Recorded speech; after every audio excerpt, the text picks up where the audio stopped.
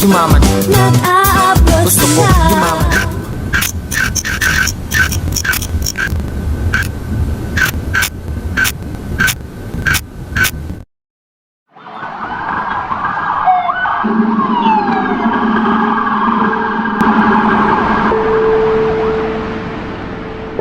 Tingnan mo iyong palad, kalyado mong kamay.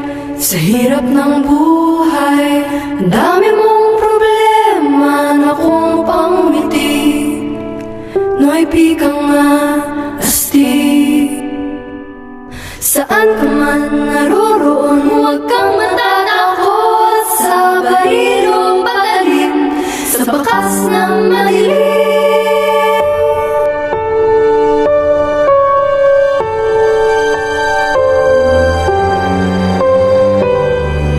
Amazing number of Filipinos work in our NHS, helping everybody. So thank you to all the Filipinos doing all this amazing work. There is only one thing we say to the God of death, not today. Huwag po kayo susuko, bayani po kayong lahat. Sabi nila may anting-anting ako, pero di nila alam na ang Diyos ang dahilan ko. Hoy, Pinoy ako, buo aking loob, mayagimat ang dugo ko. Hoy, Pinoy ako, mayagimat ang dugo ko.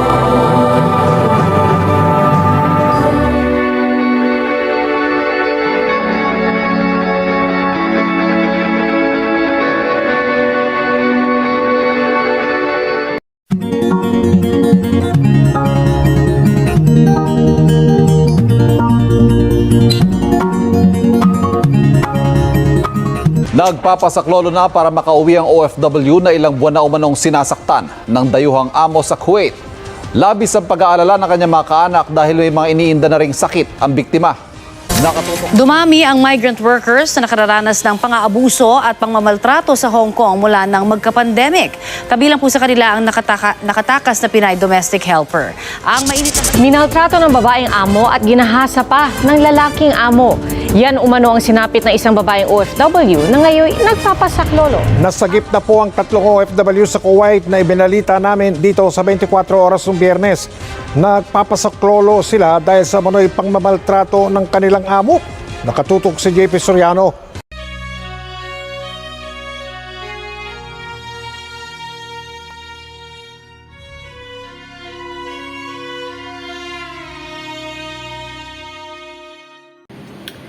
Sometimes, it's difficult to function without the ability to purchase and provide for our daily needs. Many Filipino labor in foreign countries to improve their income as a result of the many economic crises we experience. Staying away from their family and friends is a huge issue that they have to deal with daily. The only option available to them is to work overseas because wages in other nations are higher than those in the Philippines. Working and waiting many years before returning to our nation will be enough to meet the needs of the family. OFWs are fortunate enough to have good employers, but others are not so lucky. Being in the area where they are right now is difficult, and we should be proud of and salute our OFWs. The fact that you have relatives in a foreign country does not imply that you should approach them with a request for money because you are unaware of the sacrifices and efforts they have made to receive payment after a hard day at the office or any elsewhere. Overseas Filipino worker are people who live and work in another country, typically temporarily. Overseas Filipino worker or OFW have become a popular issue. The situation of OFWs has become a widely discussed topic.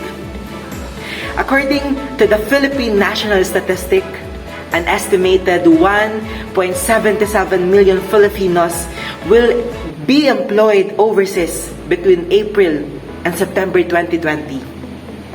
The choice was made by these Filipinos to redirect their journey to a different country because they have discovered huge potential outside of the country.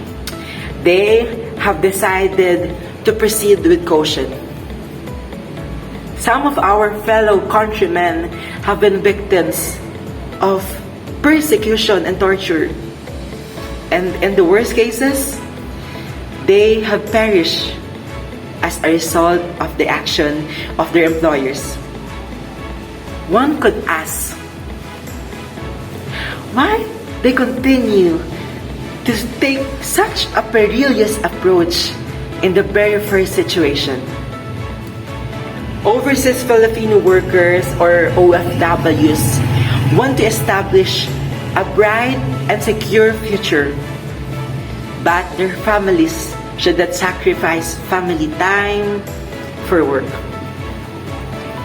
OFWs have electronically connect to their families, but it's ineffective. In the absence of parental guidance, their children may rebel and the remaining partner may cheat. Sadly, it is one of the causes of a fractured family. Overseas Filipino workers are dedicated, patient, and obedient to their employers. They are also trustworthy and fearful to God. OFWs have victims of abuse by their employers, and it is a warning that even though eagerness is conducted, the genuine concern of OFWs continues. And the bias discrimination are acted upon and practiced, which leads employers to believe that the employees are products, slaves, and subject to laws against humanity.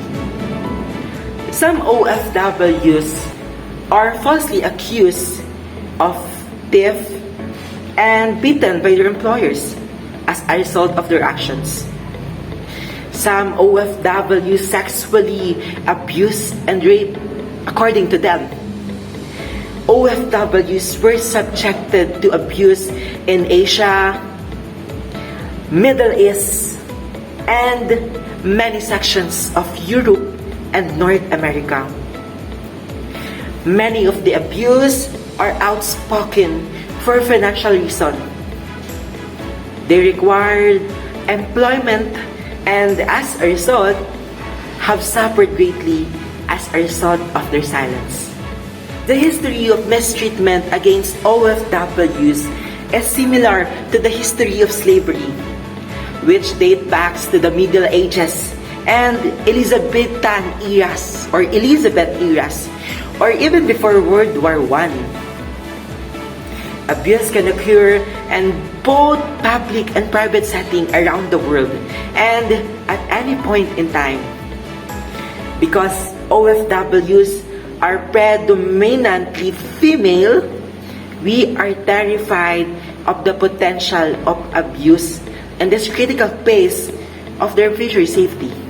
OFWs are modern heroes because of the remittances they provide to their families, which can help to keep the Philippines economy afloat. During the period of Spanish and Mexican colonization, our tradition of slavery was actively practiced. During the Spanish colonization of the Philippines, a large number of Filipinos were transferred to Mexico as slaves. Because of our intentional links among nations, the business of import and export has emerged. Sending Filipinos to work overseas is a form of exportation, or as they say in the Philippines, human exportation. The history of abuse of OFWs in the Philippines is still on file with the Department of Foreign Affairs, the Overseas Worker Welfare Administration, and the Philippines Overseas Employment Administration. Because of a lack of proof, injustice, and discrimination, cases involving abused OFWs remain unsolved. The inability of the impacted OFWs to speak up due to the lack of bravery and evidence is a problem. OFWs who have been sexually abused have suffered from depression or health issues and leading to strange disappearances. Overseas Filipino workers or OFWs are now referred to in this manner, and they are deserving it. These individuals choose to leave the safety of their homes in search of greener pastures in order to establish a better life and future for their families. As a result of the remittances they sent to their family back home, the Philippines economy improved. First facts is every year, the number of OFWs deployed increases. More than 1.8 million Filipinos, including the new recruits and hires, left the nation to work in 2015, according to the Philippine Overseas Employment Administration. Land-based workers receive the lion's share of the money with more than 1.4 million employed, compared to over 400,000 seafarers. The second fact is the leading occupational category is that of household service employees. Overseas, numerous occupational groups are deployed. This includes the following. First is the employee who provide household services. The second is the professionals in the nursing field, laborers, helper, and cleaners, waiters, workers in the construction industry, welders, and engineers. Household service workers remain the most popular position among these groups, with over 194,000 and at least 183,000 new recruits in 2014 and 2015 respectively. By sending remittance, OFW contribute to the growth of Philippine economy. In 2014, remittance were approximately $24 billion, and from January to August 2015, OFW cash remittance were approximately $16.21 billion. This strengthened the Philippine dollar reserve, making the country resilient in global economic disaster. OFW lives abroad are not simple as they are. OFW in fact earn more money, and because they are in foreign countries, it is easier for them to travel and encounter different culture. But they are subjected to assault, abuse, exploitation, detention, and they may also face execution when they retaliate and kill their employer. Being an OFW is a challenge, and in order to support them, several Republic Acts are created. Migrant Worker Act of 1995, Republic Act 8042, an act to institute the policies of overseas employment and establish high standard of protection and promotion of welfare of migrant workers, their families, and OFW in distress and for other purposes. Republic Act No. 10022, the National Reintegration Center for Overseas Filipino Workers, or NRCO, is created in Department of Labor and Employment for returning overseas Filipino workers. And lastly, Republic Act No. 10801 to protect the interests and promote welfare of OFW and recognition of their valuable. According to Philippine Statistical Authorities, the number of overseas Filipino workers or OFW, is estimated to be 1.77 million from April to September 2020. In the same period, 96.4% or 1.71 million are overseas contract workers or those with current contracts, while the remaining 3.6% is composed of OFW without a working permit or visa, such as tourist, visitor, student, and other form of non-immigrant visa, but are now employed or working full-time in other countries. During the same research, 59.6% or 1.06 million are women, while the remaining 40.4% or 0.72 million per male OFW. In 2020, there were about 5,000 cases of OFW being mistreated. According to Senator Joel Villanueva, the Senate Labor Committee Chairman, provide number from Philippine Overseas Labor Office or POLO that indicated 4,302 incidents of abuse in Middle East alone, and 593 cases of mistreatment were reported in Asia. 86 cases were also reported in Europe and in America. Villanueva cited the exacerbating elements that he said contribute to the abuse of Filipino migrant workers. He also lamented the exclusion of domestic workers from labor protection law or labor code in 6 of Middle East 8 countries. The number of contract violations committed against OFW is total to be 23,714 as provided by POLO data and are mostly reported in Middle East countries. According to a study conducted by Human Rights Watch, that mostly women experience maltreatment. The maltreatment or criminal abuse may be in a form of psychological, physical, sexual harassment, assault, food deprivation, forced labor, and human trafficking. Some that are included in exclusion from the law are wage explosion, wage withholding, unpaid wages, lack of rest day, inadequate living condition, contract violation, contract substitution, contract and visa deception, which is often linked to misuse or visa provision. In a news report of 24 Horas, authorities saved 3 OFW from alleged abuse from their employer in Kuwait. According to the victims, their employer imprisoned them and abused them physically after they asked for resignation. Their employer also confiscated their government ID and cash. And this is an example of abuse that our fellow Filipino experienced while working abroad. Aside from abuse and violation, these are the following difficulties some OFW experience abroad. Homesickness, wherein they are longing for their family when they are abroad. Communication gap and cultural differences, wherein OFW will face difficulty in adapting to others' culture and language.